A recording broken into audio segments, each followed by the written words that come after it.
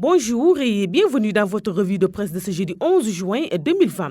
Les quotidiens reçus ce jeudi au groupe Média du Sud se font écho de la volonté du chef de l'État de mettre de l'ordre dans la gestion du foncier en général et du littoral en particulier.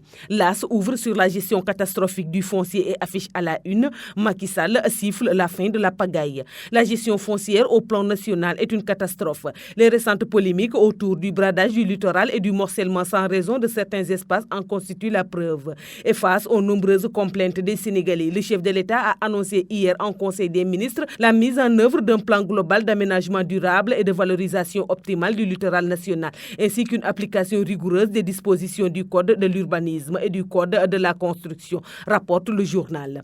Macky Sall demande le respect des règles en matière de gestion foncière, souligne le quotidien Enquête qui écrit comme si attendait naturellement beaucoup de Sénégalais eu égard à l'actualité des derniers jours. Le président de la République, Macky Sall, a parlé du problème foncier au Sénégal en général et sur le littoral en particulier hier lors du Conseil des ministres.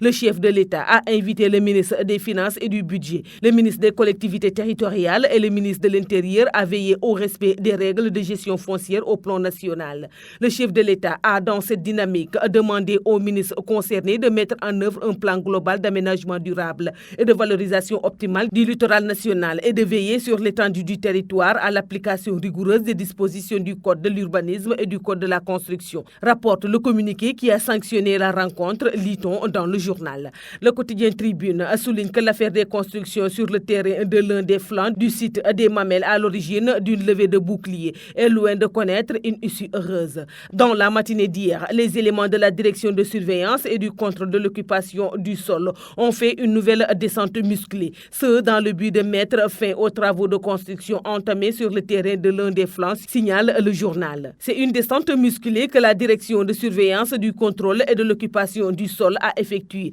dans la matinée d'hier sur la site du phare des Mamelles, ce dans le but de déguerpir les occupants afin de faire place nette à un prochain aménagement en vue, ce qui implique forcément l'arrêt des travaux de terrassement et des terrains situés sur le flanc de l'une des Mamelles de Dakar, rapporte Tribune. Source A de sa part n'occulte pas la Covid-19 et note que les jours se suivent et se ressemblent au Sénégal, où l'épidémie de coronavirus est loin d'être endiguée avec un lot de morts. Hier, 3 nouveaux décès ont été enregistrés et tous sont des hommes âgés respectivement de 70 ans, de 86 ans et 54 ans. Pendant ce temps, le nombre de cas graves a connu une hausse au nombre de 14 avant-hier. Il a grimpé hier à 18, pris en charge dans les services de réanimation. D'après la directrice générale de la santé publique, les hôpitaux sont de plus en plus submergés de personnes infectées. La preuve, le dernier bilan a fait état de 124 nouvelles contaminations, soit un taux de positivité de 10,2%. Parmi ces nouvelles infections, 15 sont issues de la transmission communautaire, ce qui fait que le Sénégal compte à ce jour 4640 cas positifs depuis le début, dont 2885 guéris, 55 cas de décès et 1700 sous traitement, rapporte la publication.